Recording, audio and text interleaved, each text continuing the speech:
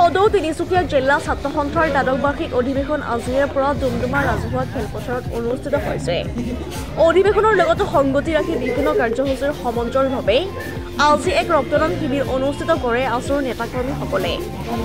ডুমডুমা ৰাজহুৱা খেলপথাৰৰ প্ৰাংগণতে অনুষ্ঠিত কৰা ৰক্তদান শিবিৰতো তিনিচুকীয়া জিলা ছাত্ৰ সন্থাৰ অন্তৰ্গত বিভিন্ন আঞ্চলিক সমিতিৰ প্ৰায় অৰ্ধ শতাধিক নেতাকৰ্মীয়ে ৰক্তদান কৰে। ৰক্তদান শিবিৰৰ লগতে মাৰাথন দৌৰ, ফুলদাৰ মুকলি, তিনিচুকীয়া জিলা ভিত্তিত বিভিন্ন প্ৰতিযোগিতা অনুষ্ঠিত হৈছে। উল্লেখযোগ্য যে আজিৰে পৰা তিনিদিনীয়া বিস্তৃত কাৰ্যসূচীৰে ডুমডুমা ৰাজহুৱা খেলপথাৰত অনুষ্ঠিত হৈছে তিনিচুকীয়া জিলা ছাত্ৰ সন্থাৰ দ্বাদশ অধিৱেশনখনি। ডুমডুমাৰ পৰা সমীৰণ বৰাৰ ৰিপৰ্ট। আজি আমাৰ প্ৰথম কাৰ্যসূচী আমাৰ ৰক্তদান কাৰ্যসূচী আমি আৰম্ভ কৰিছোঁ, কিয়নো ৰক্তদান মহান কাম। সেইকাৰণে আমি সদৌ তিনিচুকীয়া জিলা ছাত্ৰ সন্থাই তিনিচুকীয়া জিলাৰ বিভিন্ন আঞ্চলিক ছাত্ৰ সন্থাৰ ছাত্ৰ বন্ধুসকলে আজি ৰক্তদান আমি সেৱা আজি কৰিছোঁ, কিয়নো এই সেৱাৰ জৰিয়তে যাতে আমি ৰাইজক যাতে কিছু সকাহ প্ৰদান কৰিব পাৰোঁ সেই মহান উদ্দেশ্য লৈ কিনে আজি আমি ৰক্তদান কাৰ্যসূচী আমি আজি আৰম্ভ কৰিছোঁ। লগতে আমাৰ ইয়াৰ পিছতে আমাৰ মূল গেটখন আমাৰ শুভাৰম্ভ হ'ব।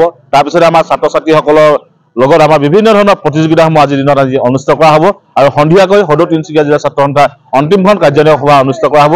এয়া আজি অৰ্থাৎ আমি সদৌ তিনিচুকীয়া জিলা ছাত্ৰ সন্থাৰ দ্বাদশ সংখ্যক ডুমডুমা অধিৱেশনৰ আজি প্ৰথম দিনৰ আমাৰ প্ৰথম কাৰ্যসূচী। আজি সদৌ তিনিচুকীয়া জিলা ছাত্ৰ সন্থাৰ আজি দ্বাদশ সংখ্যক অধিৱেশনৰ লগত সংগতি ৰাখি ৰক্তদান কাৰ্যসূচী প্ৰথম কাৰ্যসূচী হিচাপে আমি লৈছোঁ।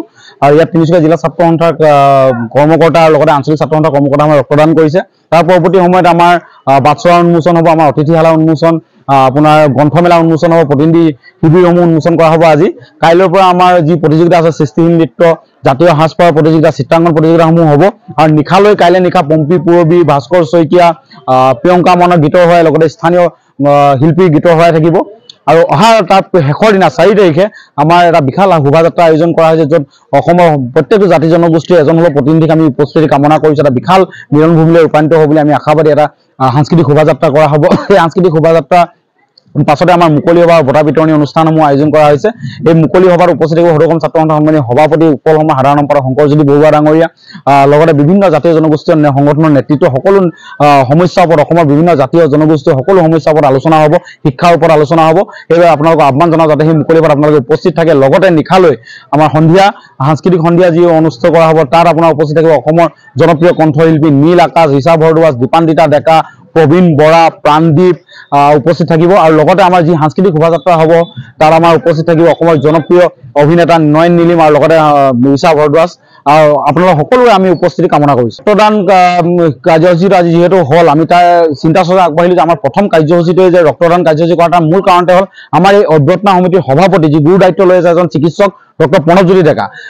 প্ৰণৱজ্যোতি ডেকা ডাঙৰীয়াৰ লগত আমি আলোচনা কৰোঁতে এটা কথা গম পালোঁ যে আমাৰ ইয়াত অঞ্চলসমূহত যে ৰক্তৰ অভাৱত বহুত মানে ৰোগীয়ে নিজৰ প্ৰাণ হেৰুৱাবলগীয়া হয় বা অভাৱ হয়। ৰক্ত বিচাৰিলে পটককৈ মানুহে নিদিয়ে। মানুহৰ এটা ভুল ধাৰণা থাকিব পাৰে যে সজাগতা নাই, আচলতে ভুল ধাৰণা বুলি নহয়, সজাগতা কম যে ৰক্ত দিলে আমাৰ শৰীৰৰ কিবা ক্ষতি হয় নেকি। সেইবাবে আমি আজি ৰক্তদান দি এটা সজাগতাৰ সৃষ্টি কৰিব চেষ্টা কৰিছোঁ, এটা বাৰ্তা দিব বিচাৰিছোঁ যে ৰক্ত দিলে আমাৰ কোনো ধৰণৰ ক্ষতি নহয় আৰু ৰাইজক সজাগ কৰিব চেষ্টা কৰিছোঁ। আৰু লগতে সেইবাবে আমি আজি নিজেই প্ৰথম ৰক্তদান কৰি আজি এটা সজাগতা বাৰ্তা দিছোঁ যে ৰক্তদান কৰিব, সকলোৱে ৰক্তদান কৰিলে স্বাস্থ্যৰ কাৰণে ভাল, আমাৰ সমাজৰ কাৰণে ভাল, আমাৰ জীৱন দান দিয়া হয় ৰক্তদান মানে।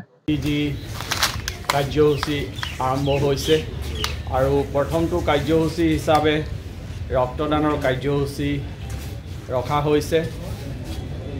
এই ৰক্তদান যি কাৰ্যসূচী মই চিকিৎসক হিচাপে খুব ভাল পাইছোঁ আৰু অনাগত দিনবিলাকতো আমাৰ ইয়াৰ কাৰণে আমি সজাগতাৰ যি প্ৰয়োজন, বহুতৰ ধাৰণা যে ব্লাড দিলে আমি সেই ৰক্ত আৰু কেতিয়াও শৰীৰত ঘূৰাই নাহে। এইবোৰৰ কাৰণেই আমি কেতিয়াবা খুব মূৰ্মূৰ্ষ অৱস্থাত কিছুমান ৰোগী পাওঁ। যেতিয়া ৰোগীগৰাকীক লৈ অহা হয় সেই সময়ত লগত বহু মানুহ থাকে। যেতিয়াই ৰক্তদানৰ কথা কোৱা হয় তেওঁলোক চিটিকা দি চিটিকিবলৈ আৰম্ভ কৰে আৰু সেইখিনি সময়ত মাত্ৰ ঘৰৰ পৰিয়ালৰ বা ভনীয়েক বা বায়েক বা ঘৰৰ মাকহে লগ দিয়ে। আৰু এইবোৰ যি ভুল ধাৰণা, এই ভুল ধাৰণাবোৰ আমাৰ মনৰ পৰা কিদৰে আঁতৰাব পাৰোঁ তাৰ কাৰণে আমি বিভিন্ন প্ৰচেষ্টা ছাত্ৰ সন্থাৰ জৰিয়তে আমি ৰাইজৰ আগত আমি আগবঢ়াই লৈ যাব লাগে। তেতিয়া এই ভুল ভ্ৰান্তিবোৰ যদি আমি মনৰ পৰা আঁতৰাব পাৰোঁ তেতিয়াহ'লে তেওঁলোক নিশ্চয় আগলৈ এইদৰে ৰক্তদান কাৰ্যসূচীত আগবাঢ়ি আহিব। আমি এগৰাকী কোনোবাই যদি ৰক্তদান কৰে সেই ৰক্ত শৰীৰত পূৰণ হ'বলৈ মাত্ৰ 30ৰ পৰা 45 দিনৰহে প্ৰয়োজন হয়। আৰু আমাৰ শৰীৰত গোটেই শৰীৰটোত কমেও আমাৰ 5.5 লিটাৰ তেল 5 লিটাৰ তেজ থাকে আৰু তাৰ 7% আমি মাত্ৰ 350 ml লোৱা হয়। আৰু এইখিনি আমি আধা ঘণ্টাৰ সময়ৰ ভিতৰতে আমি যদি পানী খাই দিওঁ ভালদৰে বা আমি জুচ খাই দিওঁ সেইখিনি আমি আধা ঘণ্টাৰ সময়তে আমি শৰীৰটো এটা আগৰ অৱস্থালৈ লৈ যাব পাৰোঁ। সেইকাৰণে মই আহ্বান জনাইছোঁ এনেকুৱা ধৰণৰ কাৰ্যসূচীবোৰ আপোনালোকে আগলৈও লৈ যাওক। আমাৰ কিছু ভাৱমূৰ্তি অলপ ম্লান হৈছে এইবিলাক আমি ঘূৰাই অনাৰ এয়া এটা খুব সুন্দৰ সুযোগ পাইছোঁ ৰাইজৰ মাজত সোমাই যোৱাৰ কাৰণে। আৰু এই সজাগতা শিবিৰবিলাকৰ কাৰণে ৰক্তদান কাৰ্যসূচী এটা বেলেগ কাৰ্যসূচী, কিন্তু সজাগতা শিবিৰৰ কাৰণে আমাৰ ইমান অৰ্থৰ প্ৰয়োজন নহয়।